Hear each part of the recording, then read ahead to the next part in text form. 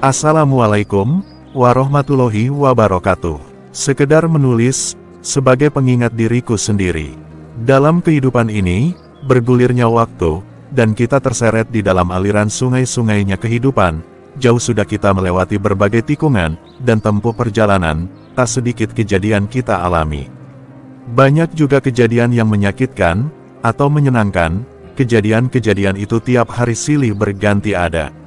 Seharusnya mendewasakan kita, satu kejadian, seharusnya menjadikan kita lebih matang berpikir, lebih hati-hati bertindak, dan lebih dewasa mengambil kesimpulan, dan tindakan, karena, kejadian-kejadian itu cara Allah mendidik kita, agar kita punya pengalaman, dan bisa mengambil hikmah, dan pelajaran, di balik kejadian yang terjadi.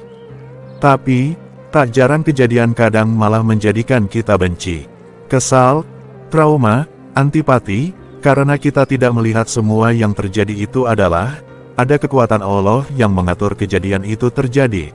Allah telah merancang kehendaknya, lalu merangkainya menjadi rangkaian takdir, untuk diterapkan dalam sinetron hidup agar berlaku, dan terjadi kisah sebagai pembelajaran bagi kita, tapi kita malah salah menerima, seperti kita melihat televisi, ada pemain yang harus jadi penjahat. Ada yang harus menjadi orang baik, tapi kita salah memahami.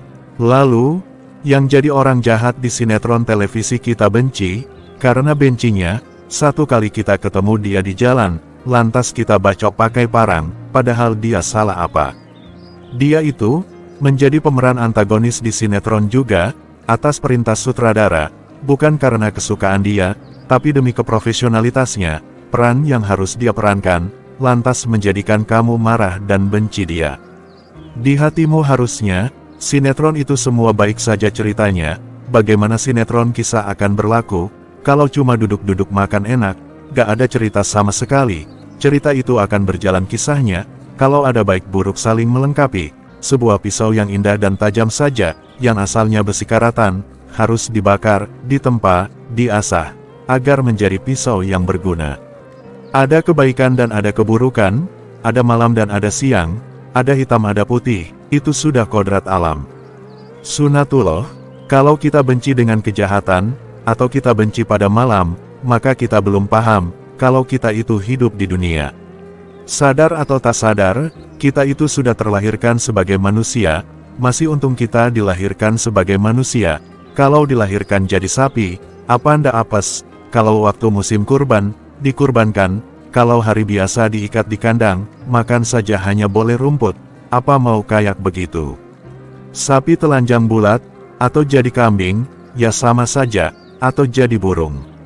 Bebas terbang, lalu diketapel orang, atau ditembak, lalu digoreng. Sudah enak kita dilahirkan sebagai manusia, tinggal dipahami, diterima keadaan kita sebagai manusia.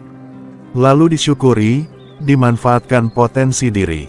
Manusia itu sebagai khalifah di muka bumi, siapapun kita itu khalifah, kekhalifahan kita itu, sesuai kapasitas kita itu pemimpin, kalau tidak pemimpin dalam kapasitas luas, ya setidaknya pemimpin bagi tangan kaki, otak, mata, telinga dan anggota tubuh kita sendiri. Semua anggota tubuh kita itu, akan dipertanyakan, setiap pemimpin itu, akan ditanya di akhirat dari yang dipimpin, kalau yang kita pimpin tangan kaki mata telinga kita sendiri, ya akan dipertanyakan itu semua nanti, kita gunakan untuk apa.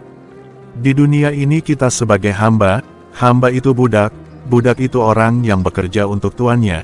Tuan kita itu adalah Allah, yang menciptakan kita, yang memberi fasilitas semua yang menempel di tubuh kita, dan yang tidak menempel, termasuk waktu dan kesempatan hidup, karena semua yang ada di diri kita itu, milik Allah. Makanya, semuanya, seharusnya kita gunakan untuk bekerja untuk Allah, karena kita itu budaknya Allah, hamba sahayanya Allah.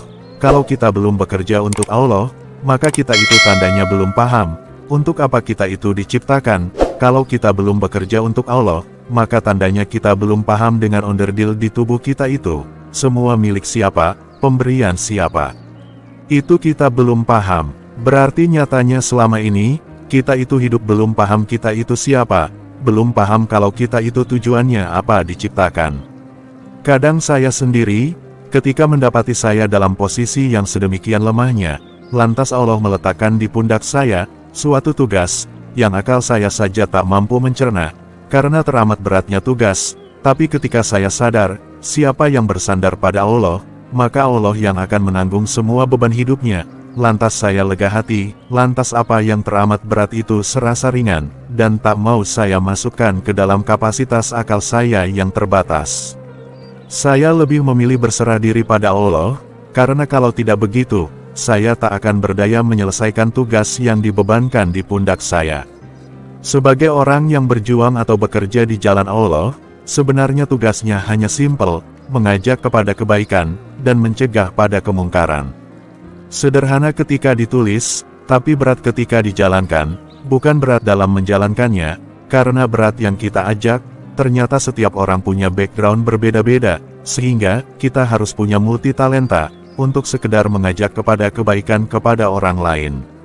Itu juga, harus menghadapi berbagai tanggapan yang beragam, di mana setiap orang, menanggapi dengan kepahaman dan kapasitas dia bisa menerima. Tak semua background orang itu baik, kadang background orang juga buruk, diajak kepada kebaikan, bukan ditanggapi dengan baik, tapi tanggapannya malah buruk, bahkan banyak juga yang kemudian mengkhianati, walau kita sudah melakukan kebaikan kepadanya.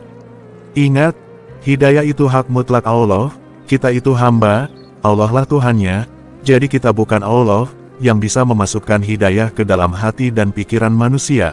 Kita itu sebagai hamba hanya diperintah mengajak kepada kebaikan, dan mencegah dari kemungkaran, hanya itu, bukan meletakkan hidayah ke dalam hati dan pikiran manusia. Kita sudah mengajak kepada kebaikan, akan dicatat oleh malaikat. Tugas kita selesai, soal orang mau ikut atau tidak, kita sudah mendapatkan pahalanya mengajak kepada kebaikan. Yang salah malah kita kadang lupa, bahwa kita itu hamba, yang tugas dibebankan oleh Allah itu, hanya mengajak kepada kebaikan, bukan menjadikan manusia menjadi baik. Atau memberi kehidupan, dan kematian, itu kapasitas Allah, bukan tugas kita. Memberi hidayah itu juga kapasitas Allah, bukan kapasitas kita.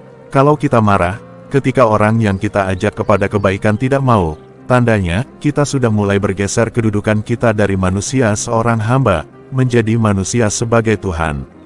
Yang pantas marah itu Allah, misal orang diajak kepada kebaikan kok tidak mau. Karena Allah yang menciptakan manusia, misal Allah marah, lalu ciptaannya diujat-ujat, dipreteli, diremet-remet, itu hak Allah, lah Dia yang membuat. Kalau kita kan gak ikut membuat, ya gak kapasitas kita untuk marah. Kalau yang bukan ciptaan kita, lantas kita ajak kepada arahan kita gak mau. Yo wajar, sebab kita gak yang membuat. Malah yang gak wajar itu, kita jadi marah. Itu tandanya kita sudah merasa sebagaimana Tuhan, yang marah karena ciptaannya tidak mau diajak kepada jalannya. Makanya kalau marah itu ditempatkan di kita, atau kita yang marah, maka marah itu dikatakan, dari setan. Karena bukan kapasitas kita marah. Ketika orang kita ajak ke jalan kita tidak mau, wes wajar, orang tak mau kita ajak ke jalan kita, sebab dia bukan ciptaan kita saja, kalau diajak sapi makan rumput bersama juga gak mau, karena kita bukan ciptaan sapi. Sebagai manusia, yang menghamba kepada Allah, cukuplah kita tahu kita itu hambanya Allah, tak usahlah merebut kedudukan Allah sebagai Tuhan. Tugas hamba itu, menuruti perintah Tuhan, tugas budak itu, menuruti perintah majikan. Kalau Allah memerintah, ajak kepada kebaikan dan cegah kemungkaran, ya, kita laksanakan, selesai. Soal orang mau atau tidak mau, itu bukan urusan kita, itu urusannya Allah, sebab yang memberikan hidayah, dan kesadaran itu Allah bukan kita. Tugas kita mengajak kepada kebaikan, dan mencegah pada kemungkaran. Mengajak kepada kebaikan, itu yang mengajaknya kepada yang belum baik. Kalau yang sudah baik, ya gak usah diajak. Mengajak ke masjid itu, ya kepada orang yang di luar masjid. Kalau yang sudah di dalam masjid, ya gak usah diajak masuk lagi. Mengajak orang naik bus, menawarkan naik itu, kepada yang belum naik bus. Kalau yang sudah di dalam bus, ya gak usah diajak naik lagi wong sudah di dalam bus, atau didorong-dorong supaya keluar bus. Semoga paham.